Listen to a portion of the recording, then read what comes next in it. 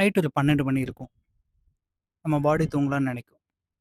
But நம்ம mind மட்டும் இன்னொரு தாட்ட பார்த்து தூங்கலான்னு யோசிக்கும். சடன்லி 5 வருஷத்துக்கு முன்னாடி நடந்த ஒரு எம்பாரஸ்மென்ட் உங்களுக்கு ஞாபகம் வரும்.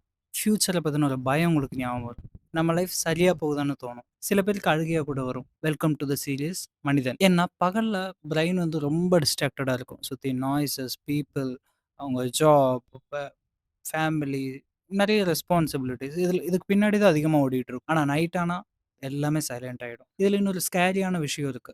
நைட் டைம்ல பிரைன் நெகட்டிவ் தாட்ஸ்க்கு ரொம்ப இம்பார்ட்டன்ஸ் குடுக்கும். மார்னிங்ல நமக்கு ரொம்ப சின்னதா தெரிஞ்ச ஒரு விஷயம், நைட் ஆனதும் ரொம்ப ஹெவியா இருக்கும். நம்மனால அத நெனச்சு பார்க்கும்போது ரொம்ப கஷ்டமா இருக்கும். லைக் ஒருத்தர் ரிப்ளை பண்ணலைன்னா அவங்க நம்மள ஹேட் பண்றாங்களோ, கரியர் ஸ்லோவா இருந்தனால நம்ம ஃபியூச்சரே போயிடுச்சோ, ஒரு மிஸ்டேக் நடந்தா நான் தான் ரீசனோ. பிரெயின் எப்பவும் எவிடன்ஸ் தேடாது. வொர்ஸ்ட் கேஸ் சினாரியோ மட்டும் தான் இமேஜின் பண்ணும். இதுக்கு சைக்காலஜிக்கலா ஒரு ரீசன் இருக்கு. Human survival system. ஏன்சியன்ட் காலத்துல பார்த்தீங்கன்னா, நைட் டைம்ல தான் நமக்கு ரொம்ப டேஞ்சர்ஸ் அதிகமா வரும். ஒரு அனிமல் அட்டாக்கா இருக்கட்டும், வார் டேஞ்சர்ஸ் எதா இருந்தாலும் நைட் டைம்ல நடக்கும். ஸோ நம்ம பிரைட் நைட் டைம்ல ஒரு மாரி அலர்ட் மோட்லயே இருந்து பழகிடுச்சு. பட் இப்ப வந்து வார் இல்ல, அனிமல் அட்டாக் இல்ல. எல்லாம் வீட்ல இருக்கோம். சேஃபா இருக்கோம்.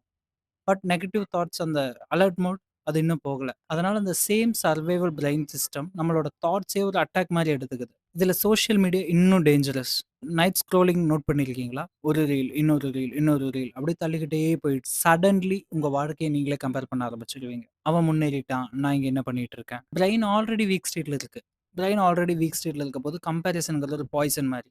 ஆனா யாரும் ரியலைஸ் பண்ணாத விஷயம், ஓவர் திங்கிங் அதிகமா பண்றவங்க யூசுவலி கேர்லெஸ் பீப்பிள் கிடையாது. அவங்க அதிகமா ஃபீல் பண்றவங்க, அதிகமா யோசிக்கிறவங்க. அதனால தான் சிலர் உடனே ஒரு சைலன்ட் மோடுக்கு போயிடுறாங்க. பிரெயின் கிட்டத்தட்ட எல்லா கான்செப்ட்டுக்கும் இம்பார்ட்டன்ஸ் குடுக்க ஆரம்பிச்சிருக்கும். பிரெயின் கிட்ட எல்லா தாட்ஸுக்கும் இம்பார்ட்டன்ஸ் குடுக்க ஆரம்பிச்சுட்டா, அதுக்கு ஒரு நாள் எது இம்பார்ட்டன்ட் இல்ல வித்தியாசமே தெரியாம போயிடும். ஒரு தாட் வந்ததுனால அது ட்ரூத் ஆயிடாது. அதனால பார்த்தீங்கன்னா, பல தெரபிஸ்ட் லைக் சைக்காலஜிஸ்ட் இவங்கலாம் என்ன சொல்றாங்கன்னா, never trust your life completely after 11 PM. அப்படின்னா நம்ம 11 பிஎம்க்கு நடக்கிற ஒரு தாட்ஸையும் எதையும் எடுத்துக்க கூடாது நமக்குள்ள. ஏன்னா இரவு நேரம் பிரெயின் வந்து ஒரு டெம்பரரி சினாரியோ, ஒரு பெர்மனன்ட் சினாரியோ மாரி நமக்கு காட்டும். ஒரு விஷயம் மட்டும் ஞாபகம் வைங்க. நீங்க வீக் இல்ல.